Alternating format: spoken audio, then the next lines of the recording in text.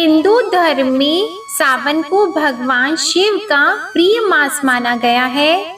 चूंकि ये मास चातुर्मास में आता है और इस दौरान भगवान विष्णु योग निद्रा में चले जाते हैं। ऐसे में सृष्टि संचालन का संपूर्ण भार भगवान शिव पर होता है। इसलिए इस पावन महीने में भगवान शिव को प्रसन्न करने के लिए पूरे महीने भगवान भोलेनाथ की पूजा और आराधना करनी चाहिए। आज सावन का 5वां सोमवार है। आज के दिन भगवान शिव का सोमवार व्रत रखने वाले भक्तों को सावन सोमवार व्रत कथा सुननी चाहिए। इससे भगवान शिव सभी की मनोकामनाएं पूर्ण करते हैं। तो आइए आज आप सुनिए सावन सोमवार व्रत कथा। एक धनवान साहूकार था जिसके घर किसी प्रकार की कोई कमी नहीं थी, परंतु उसको एक दुख था। उसका कोई पुत्र नहीं था। वह इसी चिंता में दिन और रात रहता था और वह पुत्र की कामना से प्रति सोमवार को शिवजी का व्रत और पूजन किया करता था। सायंकाल को मंदिर में जाकर शिवजी का दीपक जलाता था। उसके भक्ति भाव को देखकर एक समय श्री पार्वती जी ने शिवजी महाराज से कहा कि वह साहूकार आपका अनंत भक्त है और सदैव आपका व्रत और पूजन बड़ी श्रद्धा से करता है। इसकी मनोकामना आपको पूर्ण करनी चाहिए। तब भगवान शिव ने कहा कि हे पार्वती, यह संसार कर्म क्षेत्र है। जैसे किसान खेत में जैसा बीज बोता है वैसा ही फल काटता है, उसी तरह से इस संसार में जैसा कर्म करते हैं वैसा ही फल मिलता है। तब माता पार्वती ने अत्यंत आग्रह से कहा कि महाराज, जब यह आपका भक्त है और इससे किसी प्रकार का दुख है तो उसको अवश्य दूर करना चाहिए, क्योंकि आप सदैव अपने भक्तों पर दयालु हैं और उनके दुखों को दूर करते हैं। यदि आप ऐसा नहीं करेंगे तो मनुष्य आपकी सेवा व्रत क्यों करेंगे? माता पार्वती जी का आग्रह देखकर भगवान भोलेनाथ कहने लगे कि हे पार्वती, इसके कोई पुत्र नहीं है, इसी चिंता से यह दुखी रहता है। इसके भाग्य में पुत्र न होने पर भी इसको पुत्र की प्राप्ति का मैं वर देता हूँ, परंतु वह पुत्र केवल 12 वर्ष तक जीवित रहेगा। इसके पश्चात वह मृत्यु को प्राप्त हो जाएगा। इससे अधिक मैं और कुछ इसके लिए नहीं कर सकता। यह सब बातें वह साहूकार सुन रहा था। इससे उसको न कुछ प्रसन्नता हुई और न ही उसे कुछ कष्ट हुआ। वह पहले जैसे ही भगवान शिव का व्रत और पूजन करता रहा। कुछ समय व्यतीत हो जाने पर साहूकार की स्त्री गर्भवती हुई और उसे 10वें महीने में गर्भ से अति सुंदर पुत्र की प्राप्ति हुई।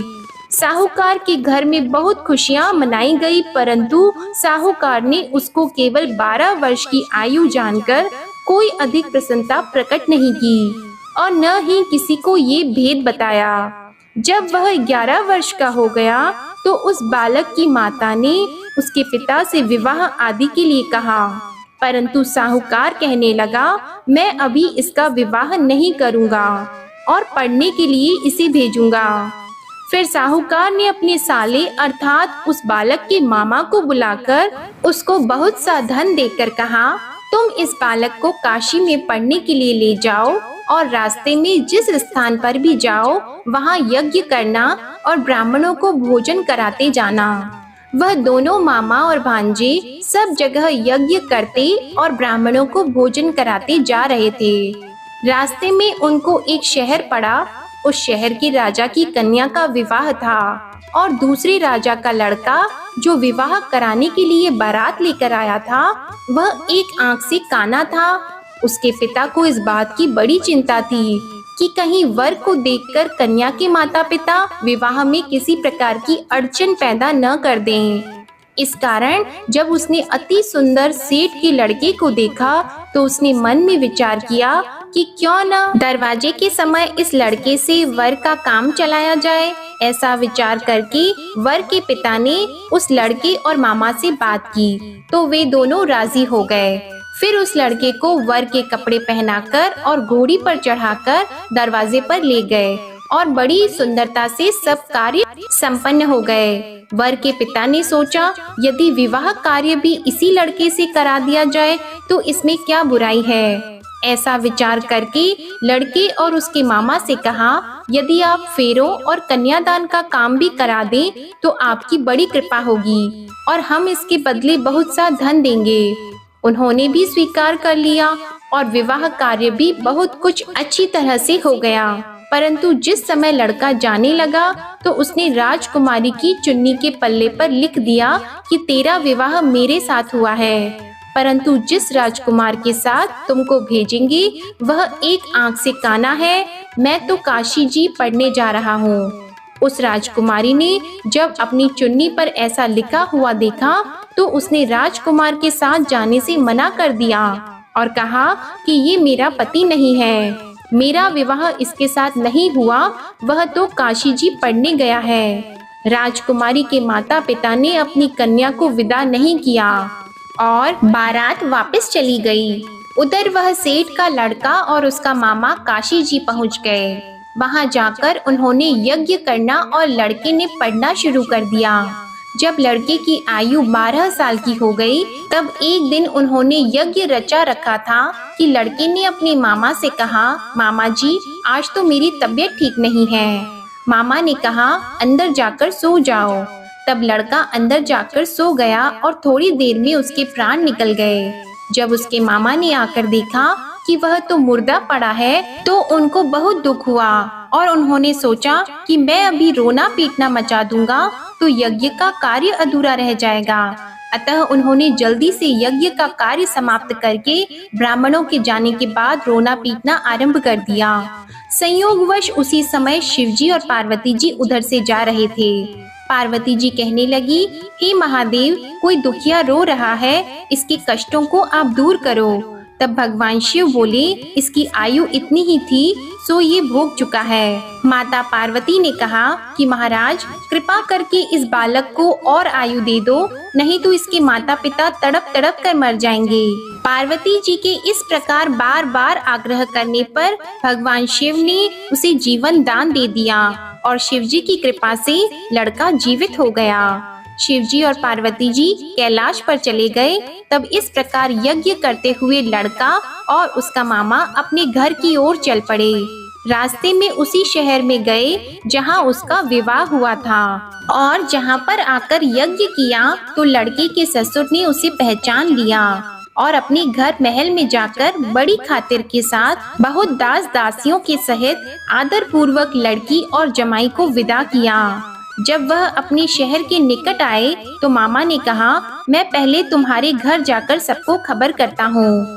उस समय लड़के के माता पिता अपने घर की छत पर बैठे हुए थे और उन्होंने यह प्रण कर रखा था कि यदि हमारा पुत्र सकुशल घर आएगा तो राजी खुशी नीचे उतरकर आ जाएंगे, नहीं तो छत से गिरकर अपने प्राण खो देंगे। इतने में उस लड़के के मामा ने जाकर यह समाचार दिया कि आपका पुत्र आ गया है, परंतु उनको विश्वास नहीं हुआ। तब उसके मामा ने शपथ पूर्वक कहा कि आपका पुत्र अपनी स्त्री के साथ बहुत सारा धन साथ में लेकर आया है। तो सेठ ने आनंद के साथ उसका स्वागत किया और बड़ी प्रसन्नता से रहने लगे। इस प्रकार जो भी व्यक्ति सोमवार का व्रत करता है अथवा इस कथा को पढ़ता है या सुनता है, भगवान भोलेनाथ उसके सभी दुख दूर करके उसकी समस्त मनोकामनाओं को पूर्ण करते हैं। सावन सोमवार व्रत कथा के साथ गणेश जी की कथा भी सुननी चाहिए। तो अब आप सुनिए भगवान गणेश की कथा। एक बुढ़िया माई थी, वह बहुत ही गरीब और दृष्टिहीन थी। उसके एक बेटा और बहू थे। वे बुढ़िया सदैव गणेश जी की पूजा किया करती थी। एक दिन गणेश जी प्रकट होकर उस बुढ़िया से बोले, बुढ़िया माँ, तू जो चाहे मांग लो। बुढ़िया बोली, मुझसे तो मांगना नहीं आता, कैसे और क्या मांगू। तब गणेश जी बोले, अपनी बहू बेटे से पूछकर मांग ले। तब बुढ़िया ने अपने बेटे से कहा, गणेश जी कहते हैं तू कुछ मांग ले, बता मैं क्या मांगू। तो पुत्र ने कहा, माँ तू धन मांग ले। बहू से पूछा, तो बहू ने कहा नाती मांग लो। तब बुढ़िया ने सोचा कि ये तो अपने अपने मतलब की बात कह रहे हैं। अतः उस बुढ़िया ने पड़ोसिनों से पूछा तो उन्होंने कहा, बुढ़िया तू तो थोड़े ही दिन जिएगी, क्यों तू धन मांगे और क्यों नाती मांगे। तू तो अपनी आंखों की रोशनी मांग ले, जिससे तेरी जिंदगी आराम से कट जाए। इस पर बुढ़िया बोली, यदि आप प्रसन्न हैं तो मुझे 9 करोड़ की माया दे, निरोगी काया दे, अमर सुहाग दे, आंखों की रोशनी दे, नाती दे, पोता दे और सब परिवार को सुख दे और अंत में मोक्ष दे। यह सुनकर तब गणेश जी बोले, बुढ़िया माँ तुमने तो हमें ठग लिया, फिर भी जो तूने मांगा है वचन के अनुसार सब तुझे मिलेगा। और यह कहकर गणेश जी अंतर ध्यान हो गए। उधर बुढ़िया माँ ने जो कुछ मांगा वह सब कुछ मिल गया। हे गणेश जी महाराज, जैसे आपने उस बुढ़िया माँ को सब कुछ दिया वैसे ही सबको देना। बोलो भगवान गणेश की जय, भगवान शंकर और माता पार्वती की जय। उम्मीद है आपको ये कथा पसंद आई होगी। पसंद आई हो तो वीडियो को लाइक करें, शेयर करें और कमेंट में भगवान भोलेनाथ की जय लिखना मत भूलिएगा। और हमारे चैनल आध्यात्मिक सागर को अगर सब्सक्राइब नहीं किया है तो चैनल को सब्सक्राइब करें और बेल आइकन भी दबाएं। धन्यवाद।